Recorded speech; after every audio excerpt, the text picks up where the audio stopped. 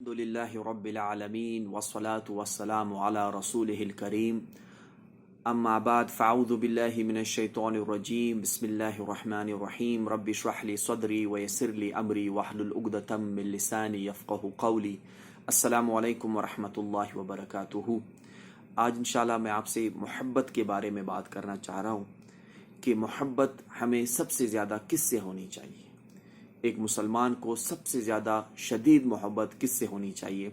اللہ سبحانہ و تعالیٰ قرآن کریم میں سورہ بقرہ میں فرماتے ہیں اعوذ باللہ من الشیطان الرجیم وَمِنَ النَّاسِ مَن يَتَّخِذُ مِن دُونِ اللَّهِ أَندَادًا يُحِبُّونَهُمْ كَحُبِّ اللَّهِ وَالَّذِينَ آمَنُوا أَشَدُّ حُبًّا لِلَّهِ۔ اللہ فرماتے ہیں، اللہ سبحانہ و تعالیٰ قرآن میں فرماتے ہیں کہ دنیا میں ایسے لوگ ہیں جو اللہ کے شریک بناتے ہیں۔ کیسے اللہ کے شریک بناتے ہیں؟ محبت کے اندر وہ دوسروں سے ویسی محبت کرتے ہیں جیسی اللہ سے کرنی چاہیے، یعنی محبت بھی شرک بن سکتی ہے۔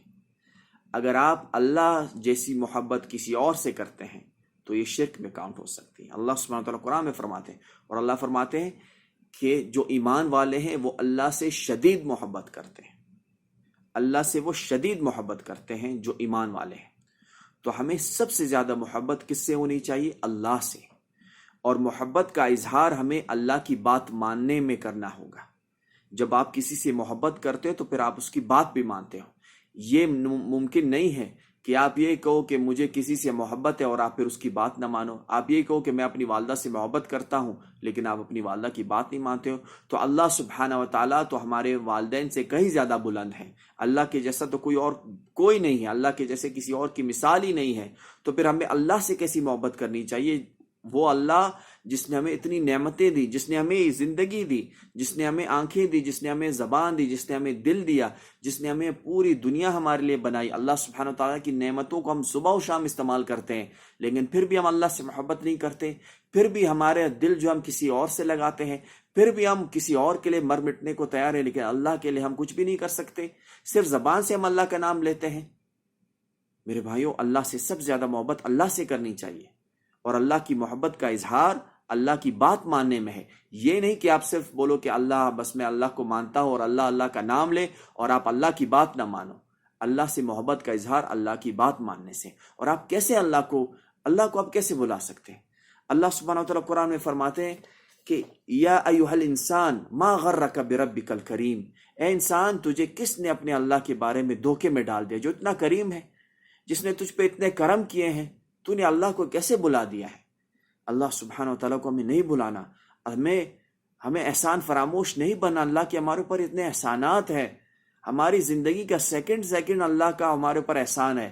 ہر جو سانس ہم لے رہے ہیں اللہ کا ہمارے اوپر احسان ہے۔ آپ کسی مریض سے پوچھیں جو وینٹیلیٹر پہ ہو، آپ اس سے پوچھیں کہ سانس لینا کتنی بڑی نعمت ہے۔ آپ اس نعمت کو دنیا میں لاکھوں کروڑوں لوگ استعمال کرتے ہیں لیکن اللہ کا شکر ادا نہیں کرتے۔ اللہ کے بندو اللہ کا شکر ادا کرو، اللہ کے بندو اللہ سے محبت کرو۔ اللہ سبحانہ وتعالیٰ غفور الرحیم ہے، اللہ سبحانہ وتعالیٰ آپ سے محبت کرتا ہے۔ آپ اللہ سے محبت کرو۔ اللہ آپ کو کتنا چانس دیتا ہے، ہم کتنے گناہ کرتے ہیں، اللہ کسی کو نہیں بتاتا۔ اللہ چاہتا ہے ہم توبہ کریں، اور جب ہم توبہ کرتے ہیں تو اللہ ہمیں معاف بھی کرتا ہے اور کسی کو نہیں بتاتا۔ تو ہم کیسے اللہ سے محبت نہ کریں؟ اللہ سے محبت کرو، اللہ کی بات کو مانو۔ اللہ سے محبت کا مطلب اللہ کی بات کو ماننا۔ اللہ سے محبت کا مطلب اللہ کے ہر احکام پہ، ہر حکم پہ لبیک کہنا، اللہ کے ہر حکم کو قبول کرنا، اور اللہ کے پیارے نبی صلی اللہ علیہ وسلم کی اتباع کرنا۔ یہ اللہ کی محبت ہے۔